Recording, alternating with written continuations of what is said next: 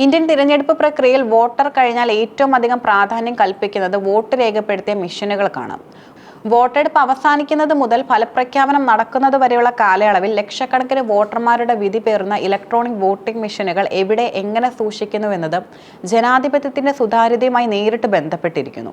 കേരളത്തിൽ അടുത്ത കാലത്തുണ്ടായ വിവാദങ്ങളുടെ പശ്ചാത്തലത്തിൽ സ്ട്രോങ് റൂമുകളുടെ പ്രവർത്തനത്തെക്കുറിച്ചും അവ തുറക്കുന്നതിലുള്ള നിയമപരമായ കടമ്പകളെക്കുറിച്ചും വിശദമായി തന്നെ പഠിക്കേണ്ടതുണ്ട്. തിരഞ്ഞെടുപ്പ് കമ്മീഷന്റെ ഭാഷയിൽ പറഞ്ഞാൽ വോട്ടെടുപ്പ് കഴിഞ്ഞ മെഷീനുകൾ വോട്ടെണ്ണൽ കേന്ദ്രത്തിലേക്ക് മാറ്റുന്നത് വരെ അതീവ സുരക്ഷിതമായി പൂട്ടി സീൽ ചെയ്ത് സൂക്ഷിക്കുന്ന മുറിയാണ് സ്ട്രോങ് റൂം. ഇത് സാധാരണയായി വോട്ടെണ്ണൽ കേന്ദ്രമായി നിശ്ചയിച്ചിട്ടുള്ള വലിയ കെട്ടിടങ്ങളിലോ കളക്ടറേറ്റുകളിലോ ആണ് ക്രമീകരിക്കുന്നത്. ഈ മുറികൾക്ക് ജനാലകൾ ഉണ്ടാവരുതെന്നും ഉണ്ടെങ്കിൽ തന്നെ അവ ഇഷ്ടിക ഉപയോഗിച്ച് അടയ്ക്കണമെന്നും അല്ലെങ്കിൽ കർശനമായി സീൽ ചെയ്യണമെന്നും നിയമമുണ്ട്. വോട്ടെടുപ്പ് ദിവസം വൈകുന്നേരം പോളിംഗ് അവസാനിച്ചാൽ ഉടൻ പ്രീസൈഡിംഗ് ഓഫീസർമാർ വോട്ടിംഗ് മെഷീനുകൾ വിവിപാറ്റുകളും സീൽ ചെയ്യുന്നു. ഈ സീലിംഗ് പ്രക്രിയ സ്ഥാനാർത്ഥികളുടെ പോളിംഗ് ഏജന്റുമാരുടെ സാന്നിധ്യത്തിലാണ് നടക്കുന്നത്. തുടർന്ന് ഓരോ പോളിംഗ് സ്റ്റേഷനിൽ നിന്നും ഇവ കളക്ഷൻ സെന്ററുകളിലേക്ക് എത്തിക്കുന്നു. റിട്ടേണിംഗ് ഓഫീസർ ഈ മെഷീനുകൾ ഏറ്റുവാങ്ങുകയും അവ സ്ട്രോങ് റൂമിലേക്ക് മാറ്റുകയും ചെയ്യുന്നു. ഈ പോളിംഗ് സ്റ്റേഷനിൽ നിന്ന് ലഭിച്ച ബാലറ്റ് യൂണിറ്റും കൺട്രോൾ യൂണിറ്റും വിവിപാറ്റും ഒരേ മുറിയിൽ ഒരുമിച്ചാണ് സൂക്ഷിക്കേണ്ടത്. ഇവ സുരക്ഷിതമായി അടുക്കി വെച്ച ശേഷം സ്ഥാനാർത്ഥികളുടെ അവരുടെ ഏജന്റുമാരുടെ സാന്നിധ്യത്തിൽ സ്ട്രോങ് റൂം പൂട്ടി സീൽ ചെയ്യുന്നു. ഈ സമയത്ത് മുറിയുടെ വാതിലിന്റെ പൂട്ടിലും മറ്റ് സ്ഥാനാർത്ഥികൾക്കും തങ്ങളുടേതായ സീലുകൾ പതിപ്പിക്കാനുള്ള അവകാശമുണ്ട്. ഒരിക്കൽ സീൽ ചെയ്താൽ വോട്ടെണ്ണൽ ദിവസം വരെ സ്ട്രോങ് റൂമുകൾ തുറക്കാൻ പാടില്ല എന്നാണ് ചട്ടം. എന്നാൽ ഒഴിവാക്കാൻ കഴിയാത്ത അടിയന്തര സാഹചര്യം ഉണ്ടായാൽ കർശനമായ നിബന്ധനകളോടെ മുറി തുറക്കാം. സ്ട്രോങ് റൂം തുറക്കേണ്ട സാഹചര്യം വന്നാൽ റിട്ടേണിംഗ് ഓഫീസർ എല്ലാ സ്ഥാനാർത്ഥികളെയും അവരുടെ ചീഫ് ഏജന്റുമാരെയോ രേഖാമൂലം വിവരം അറിയിക്കണം. സ്ഥാനാർത്ഥികളുടെയോ അവരുടെ പ്രതിനിധികളുടെയോ സാന്നിധ്യത്തിൽ മാത്രമേ പൂട്ട് തുറക്കാൻ പാടുള്ളൂ. മുറി തുറക്കുന്ന സമയം, അകത്ത് പ്രവേശിച്ചവരുടെ പേരും ഒപ്പും, പ്രവേശിച്ചതിന്റെ ഉദ്ദേശം, പുറത്തു വന്ന സമയം എന്നിവ വ്യക്തമായി തന്നെ ബുക്കിൽ രേഖപ്പെടുത്തണം.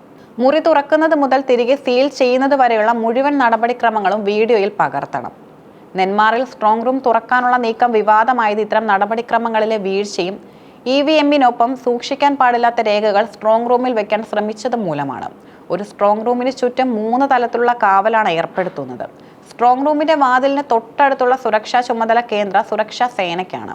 സായുധരായ ഭടന്മാർ 24 മണിക്കൂറും ഷിഫ്റ്റ് അടിസ്ഥാനത്തിൽ ഇവിടെ കാവൽ നിൽക്കുന്നു. സ്ട്രോങ് റൂം സ്ഥിതി ചെയ്യുന്ന കെട്ടിടത്തിന്റെ വളപ്പിനുള്ളിൽ സംസ്ഥാന സായുധ പോലീസ് സേനയാണ് കാവൽ നിൽക്കുന്നത്.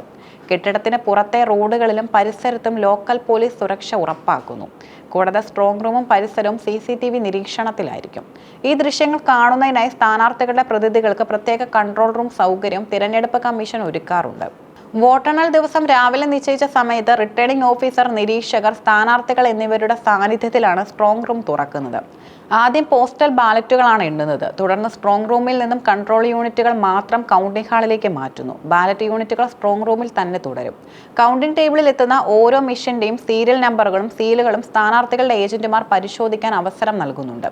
ഏതെങ്കിലും ഏജന്റിന് സീലിൽ സംശയം തോന്നിയാൽ ആ മെഷീനിലെ വോട്ടെണ്ണൽ നിർത്തിവെച്ച് ഉടൻ തന്നെ കമ്മീഷനെ അറിയിക്കണം. ഫലം പ്രഖ്യാപിച്ചാലും EVM-കൾ വെറുതെ വിടാറില്ല. മെഷീനിലെ വോട്ട് വിവരങ്ങൾ അടങ്ങിയ മെമ്മറി യൂണിറ്റ് മാറ്റുകയും അത് പ്രത്യേകമായി സീൽ ചെയ്ത ട്രഷറികളിലെ സ്ട്രോങ് റൂമുകളിലേക്ക് മാറ്റുകയും ചെയ്യുന്നു.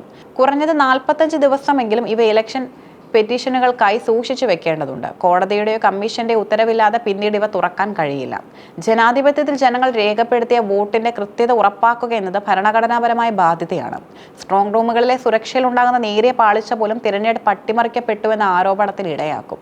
ഇത് രാജ്യത്തിന്റെ സമാധാനത്തെയും ജനാധിപത്യ വിശ്വാസത്തെയും ബാധിക്കും. അതുകൊണ്ടാണ് സ്ഥാനാർത്ഥികൾക്ക് കാവലിരിക്കാനും സ്വന്തം സീൽ പതിപ്പിക്കാനും കമ്മീഷൻ അവകാശം നൽകുന്നത്. EVM സ്ട്രോങ് റൂമുകൾ എന്നത് കേവലം ഇരുമ്പ് വാതിലുകളുള്ള മുറികളല്ല. അവ ഓരോ പൗരന്റെയും വോട്ടവകാശത്തിന്റെ കാവൽപ്പുരകളാണ്. അവിടെ പാലിക്കപ്പെടേണ്ട നടപടിക്രമങ്ങളിൽ സുതാര്യത ഉറപ്പാക്കേണ്ടത് ഉദ്യോഗസ്ഥരുടെ, അത് നിരീക്ഷിക്കേണ്ടത് രാഷ്ട്രീയ പാർട്ടികളുടെയും കടമയാണ്. നെന്മാറ പോലുള്ള സംഭവങ്ങൾ ഉദ്യോഗസ്ഥരുടെ അശ്രദ്ധയാണോ അതോ ചട്ടലംഘനമാണോ എന്ന് കൃത്യമായി പരിശോധിക്കപ്പെടേണ്ടതുണ്ട്.